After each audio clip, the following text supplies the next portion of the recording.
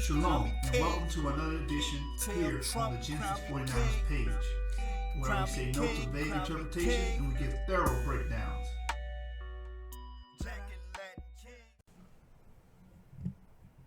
Shalom, and welcome to another edition here on the Genesis 49ers page, where we say no to vague interpretations and we give thorough breakdowns. In today's lesson, we will be going over the slaves who knew they were Jews. Because you have people that oppose the truth, that propose the question, can you show me one slave that get off a slave ship claiming to be a Jew? Challenge accepted, and we will show it. And I have shown it before, glimpses of it before. I showed it in my last presentations and presentations that I have done in the past. But this presentation is just dedicated on that alone. So if someone proposes the question to you, show me a slave that got off a slave ship claiming to be a Jew. Challenge accepted. We're going to be able to do it. After watching this video, taking notes and writing down the sources and examining the work, you're going to be able to answer it as well, family. So brothers and sisters, we're going to get right into it. First slide. Judeo. The Negroid type among Jews is yet to be mentioned. One occasionally meets with a Jew whose skin is very dark. Why does it say occasionally? Meaning this is not something that's far-fetched. This happens. Okay? It says the hair black and woolly, the head long with a prominent occiput, the face is prognathous, the two jaws are projecting in the form of a muzzle, the lips are large, thick, and upturned, and the nose flat, broad, and the wings upturned so that the nostrils can be seen in profile.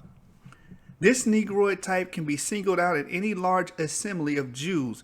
They are often mistaken for mulattoes, and the author knows of one who had considerable difficulty to get along in one of the southern states of America. So we have a Jew, a Negroid Jew in America. A dark-skinned Jew in America. Okay, and this also gives you the Negroid phenotype for Jews. And that's from the Jews by Maurice Fishberg, page 125. So this source kills two birds with one stone. Next slide. Remember, the question proposed to our community is, can we show a slave that got off a slave ship claiming to be a Jew? Here we go. This is Hebrewisms of West Africa by Joseph J. Williams, page 14 to 15. It says, as a matter of fact, Hebrewisms of African derivation are not confined to Jamaica among the West Indian Islands. Blair Niles, in her recent delightful little volume, Black Haiti, speaking of the slaves from Africa, positively asserts some were said to be descendants of Jews. So who is she talking about? The slaves from Africa. Some were said to be descendants of Jews mixed with Negroes. Why do they say mixed with Negroes? To accompany and attribute their dark phenotype, their skin color. Because what the lie that has been pushed in the world is that Jews are supposed to be Caucasoid or Caucasian, right? You've seen the Ten Commandments. How did the Jews look on the Ten Commandments? Charleston Heston is a white man. He's supposed to portray the ancient Israelites. Those are not how ancient Israelites look. The ancient Israelites are Negroid, which I have covered in my prior videos. But again, speaking of the slaves from Africa, positively asserts some were said to be descendants of Jews mixed with Negroes. These were tall, well-built men whose features had a Caucasian cast and whose language was clearly Semitic in character. Dr. Price Mars, whom she quotes as an authority, also claims a distant Semitic infiltration in the antecedents of some of the San Domingo slaves. So there we go. We have the quote by Maurice Fishberg shows a Jew, a Negroid Jew in America, in the southern states of America. This shows Jews in Haiti and San Domingo, right? So we already accomplished what we came here to do, but we have more. Sephardi. I have brought this before. I have brought this out before, and I'll continue to bring it out because it's a powerful point that cannot be refuted. Sephardi, right? Many other. Here's the thing: the word Sephardi, or Sephardic, just means separated.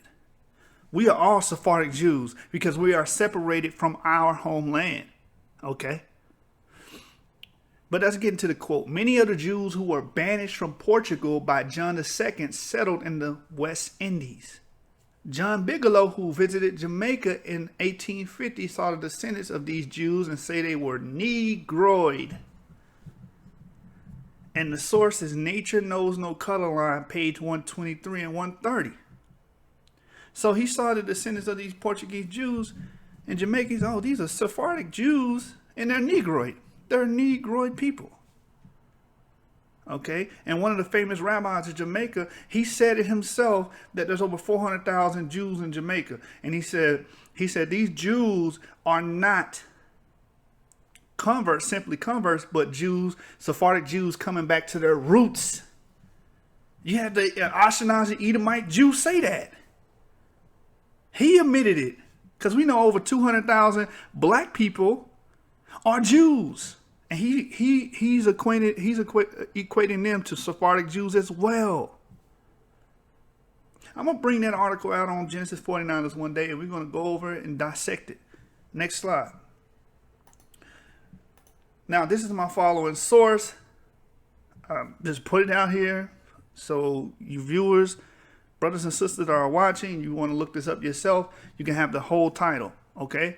Muslim slaves abducted Moors, African Jews, misnamed Turks. So this is going to go over Moors that have been abducted, African Jews, and misnamed Turks, and Asiatic Greek lady. Some examples of non-European religious and ethnic diversity in South Carolina prior to 1861. By James W. Hagee. James W. Hagee is a professor of history at the College of Charleston. He welcomes suggestions about other individuals who might be included in an article such as this. So this is the source. I'm going to go into it for the next, I think, 3 slides. Okay? So pause the video if you want to write this down. Next slide. Black Jews. We have Billy Simmons, a noted scholar in Hebrew and Arabic from the Special Collection Library College of Charleston, South Carolina. James W. Hagee, Muslim Slaves, page 25. Now, Billy Simmons was a slave. He was brought into slavery, and he was a scholar of Hebrew and Arabic. He was a Jew. And we're going to get into the article, and we're going to get into the meat and potatoes of this. More black Jews, James W. Hagee, Muslim slaves, at 26. And we're going to start in 1786. 2 men appeared in Charleston dressed in the Moorish habit and aroused a great deal of suspicion by their strange ways. Therefore, an officer of the law began to try to question them. The Moors, he found, did not know English and resented the suspicious lawman. According to an officer, the man became impertinent and vulgar. As a result, the lawman gave one of the fellows a little manual correction by way of reforming his manners. So he most likely tried to strike him. It says, by this time a mob had gathered and the authorities feared a riot might break out. Finally, they determined that the two were of the Jewish nation. So these two brothers in Charleston, dressed like Moors, they said these two are the Jewish nation. These brothers, these mysterious brothers, they are the Jewish nation.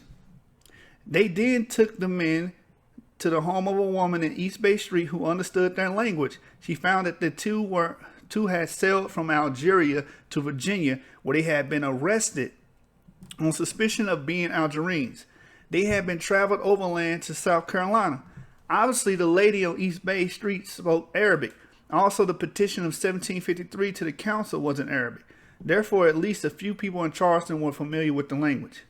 The 1786 incident is mentioned in Charles Resenkoff's The Jews of Charleston, a history of an American Jewish community. The Arabic-speaking lady was possibly Mrs. Starr Barrett, a Jew who was born in Barbary States. In the Barbary States. Remember that? Keep that in your mind, because we're going to touch on Jews in the Barbary States.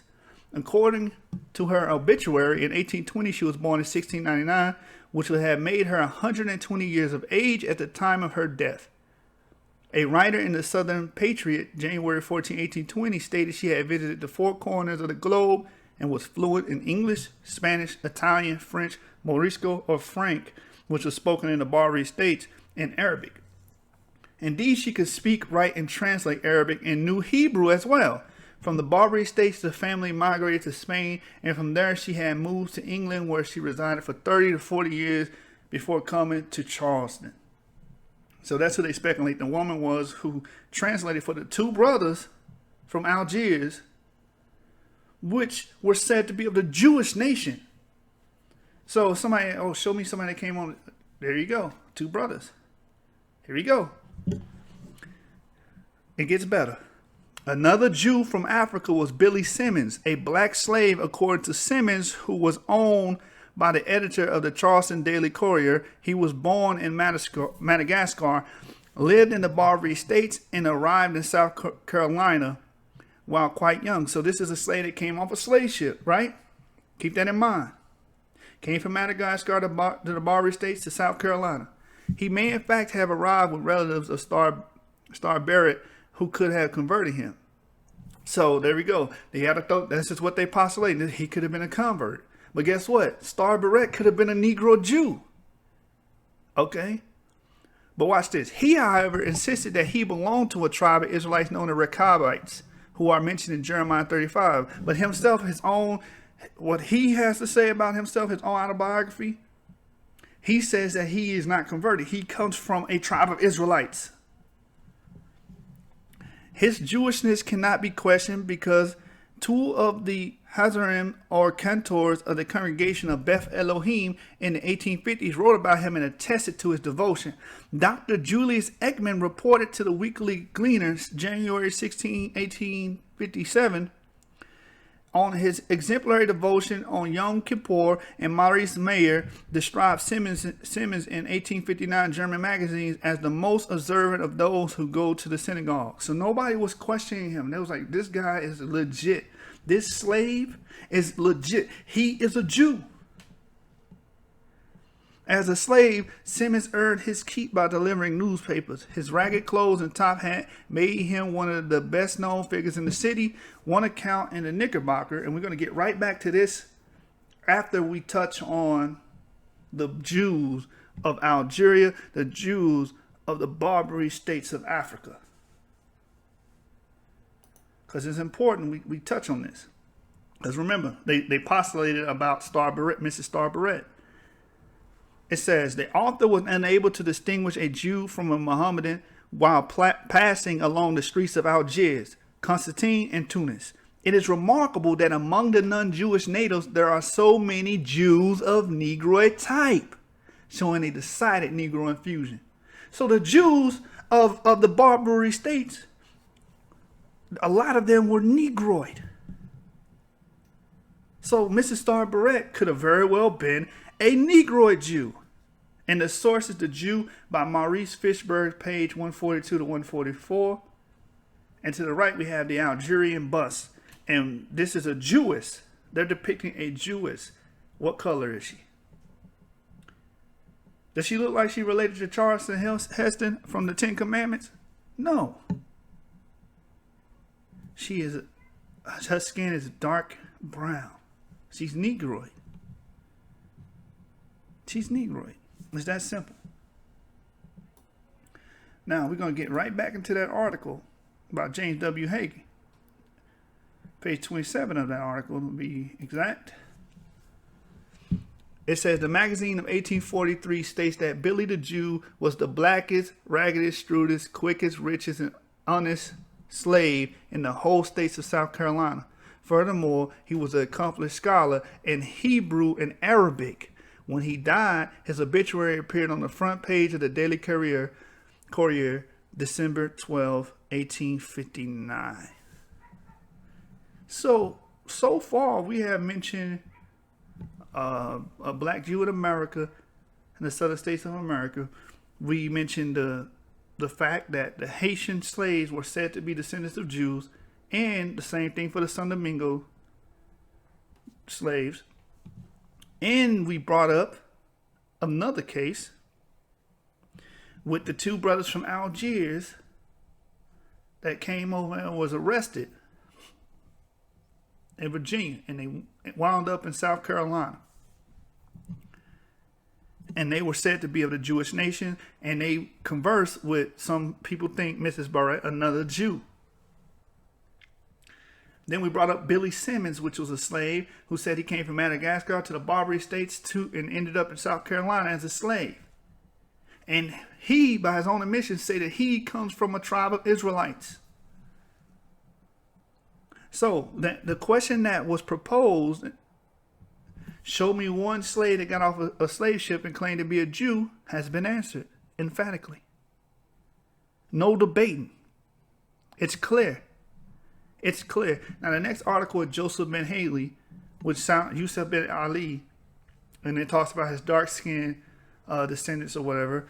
He could have been a Jew. They don't postulate that, but he could have been, or he could have just been a Moor, which we know a lot of the Moors were Jews that had adapted the Arabic faith, the Islamic faith.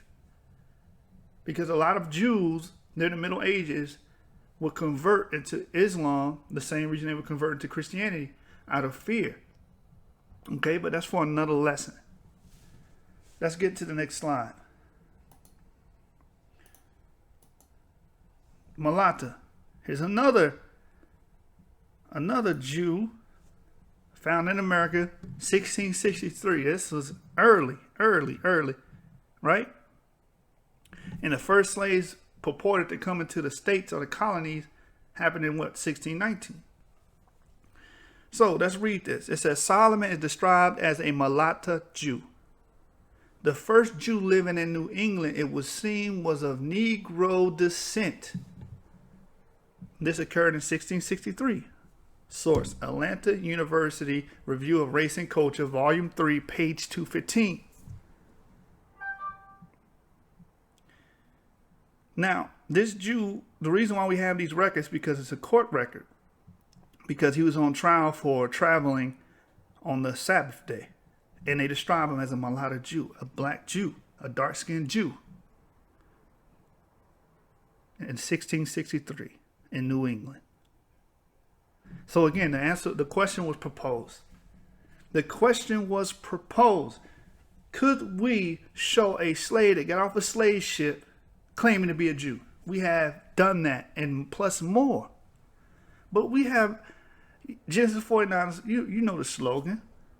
We say no to vague interpretations, and we give thorough breakdowns. We have thoroughly broke this down. Okay, so the brothers and sisters that are watching, write these sources down, write this information down. So if someone comes to you trying to challenge your faith and challenge your race and who you are, you will have a defense and be able to defend the gospel. Because that's all these people want to do. They just want to tear down the brothers' faith so they can get you to be shooken, okay? And be like the, I guess in Mark 3, the 4 type of Israelites. The one that's not rooted is easily, taken by every wind.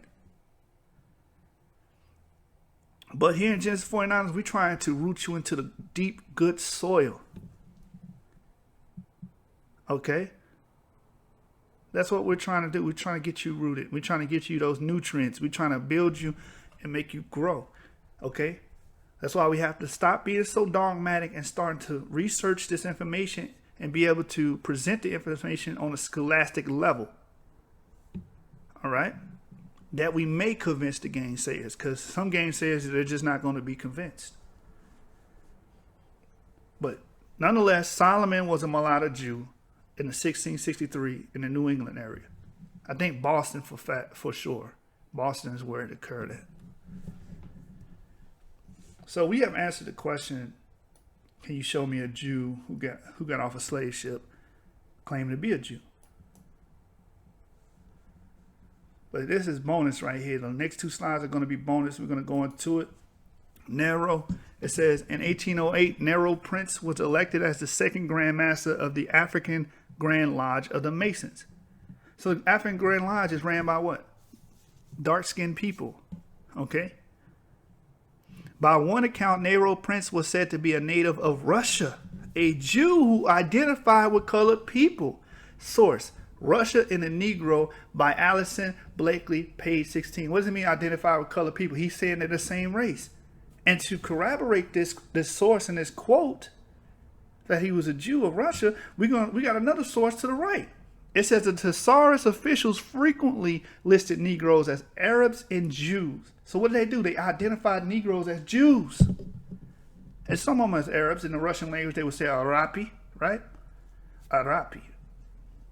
And that source is Africans in Russia by Leah Golden Hunger, page 10. Herself, she was a black Russian.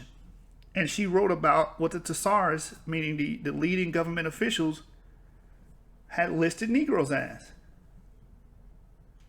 So it's not far-fetched to see Nero Prince was a Jew from Russia that was black. And he was elected the second Grand Master of the African Grand Lodge of the Masons. That's historic.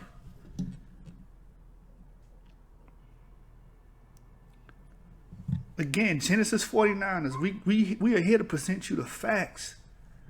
This is not being talked about and taught in schools, not being taught in mainstream. So it's our job to pick up the slack and bring this information to our people to encourage, edify, and build. Final slide. Now I'm bringing these two articles up for a reason, because there was a debate that happened on Sonetta, I believe, about a month ago. And on this debate, General Hashar had presented the article to the left. And when he presented the article to the left, he brought out some beautiful information about a brother having a conversation and interview in Hartford, Connecticut, in the Houston article. It was published in Houston. Okay? So he brought out this beautiful information about this brother. Then you had another group, which I'm going to just call Butter Knife Squad, had brought out an article to the right saying, oh, this is the article you read, which is not the article General Hashar had brought up, to challenge the original article. So we're going to read it. The article to the left, it says, Negro who can write Hebrew. He is deaf and dumb and comes from an African town. Hartford, Connecticut, September 19. A young African Negro has been in this city for the last few days who claims to be a Hebrew. He is deaf and dumb and as black as the ace of spades. He carries a pad of paper with him and answers all questions by writing them in Hebrew and Lashon Kodesh. What excites the most wonder is that he writes Lashon Kodesh very rapidly. So he wasn't a novice to this. He's been doing this his whole life. You got to peep that. I'm going to keep reading. It is the language of the books of Moses, and is made a special study of, spoken and written with ease only by the rabbis and highly educated Hebrews. So this cannot just be someone that just converted. This is somebody that has been living in the Judaic faith for his whole life, because this is the skill that he possessed is only something rabbis and highly educated Hebrews possess. So this should tell you something. It says the Negro was sent to one of the rabbis of Hartford who was perfectly satisfied that he is a Hebrew. Now the rabbi of Hartford was like, oh, this is a Hebrew. He didn't say, oh, this is someone that's converting or a faker or imposter. He says that he came from a large town in Africa where there is a tribe of about 20,000 black Hebrews who speak Lashon Kodesh and are quite prosperous. He also says that his father is a rabbi in that town, and that is why his father took the trouble to teach him to write these languages, which needed an extra amount of labor on account of his being deaf and dumb. He says his people not only write Lashon Kodesh, but it is their speaking language as well. He left home a few years ago and has seen a good deal of the world. In each town, he hunts up the Jewish section, and there they give him clothes, food, and money. What surprises him is he writes is that no Hebrew knows of his countrymen in Africa. Now, this is the article that General Hashar brought out, and it was powerful. So you had Butter Knife Squad by Garfield the Cat. You know, he's the leader, I guess. He came with the article on the right to try to combat the article to the left. Now, mind you, the article to the left Didn't mention anything about conversion. It tells you that he says that he comes from a group of 20,000 Hebrews, okay, that were born Israelites. That's it. That's what he says. It doesn't say anything about converting, and he says he traveled the world.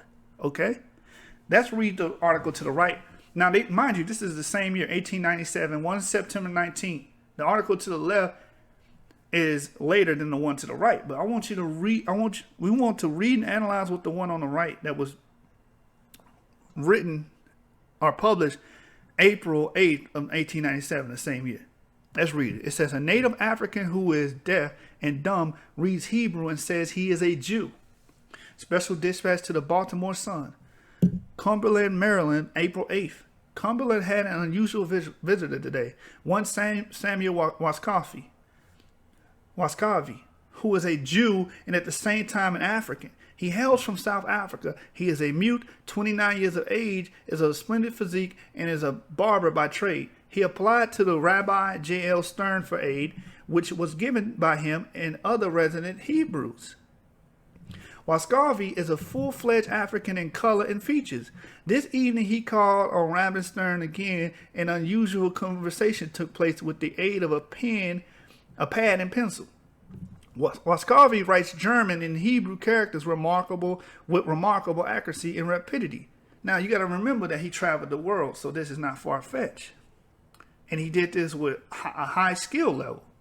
So that means he just didn't just convert to it. He was born into it. It's a difference. In fact, Rabbi Stern admitted that he could excel him. So Rabbi Stern like, dang, man, he has the potential and ability to surpass even my knowledge and skill of the language. Wascofy being so proficient because it is his language, Wascofy kept his hat on while in the rabbi's house, a custom with the Orthodox Jews. Now, everything's factual from here. Him hailing from South Africa, him having that skill, okay, the conversation he had with the rabbi. Now we're going to get to the postulation. This is the point they tried to make as a contention. It said Dr. Stern said that there were Negroid Jews in both North and South Africa, which is facts. Russian and Polish Jews had migrated to these points and Negroes were converted to Jewish faith. That's a postulation of surmising. Because again, we read the article to the left and the brother said nothing about being converted. And we know of the South African Jews that have been keeping the faith for thousands and thousands of years, being known as the Limba. Okay, we know about the Limba. But he had postulated. Why? Because Esau has a forked tongue. And you had the brothers of butter knife sword tried to use this and say, oh, he was a convert. Nowhere in this article says that he was a convert. This is a postulation. He says Russian and Polish Jews had migrated to these points and Negroes were converted to the Jewish faith. That's him saying that. That's him postulating. That's what happened. That's not him proving it. It says sometimes Negroes purchased by Jewish slave traders accepted Judaism and after circumcision were given their freedom a full-fledged Orthodox Jew. Again, we don't see anything indicating that this happened to him. To the left, again, we're going to read the left article again. Let's watch this. Because remember, the bottom part of the Queen City Visitor is Dr. Stern postulating. Right? The article to the left is actually the brother, his own interview, his own autobiography, so to speak. His own admission. It says, he says that he came from a large town in Africa where there is a tribe of about 20,000 black Hebrews who speak Lashon Kodesh and are quite prosperous. That's what he said. He didn't say anything about conversion. So with that, we're going to end it. But remember, if anybody proposes you with the question, we have the source material to combat that. Someone asks you, hey, show me one Jew that came off a slave ship that claimed to be a Jew. Or one African that came off a slave ship claimed to be a Jew. We showed you the black Haitians. Okay, San Domingo. We showed you the two brothers that came from Algeria that went to Virginia and got arrested, ended up in South Carolina. We showed you Billy Simmons, who came from Madagascar to the Barbary States, and from there ended up in South Carolina as a slave. And he was a Hebrew and Arabic scholar. And even Miss Barrett could have been a black Jew, because the Jews, the Negroid Jews, are still to this day known to be in the Barbary States.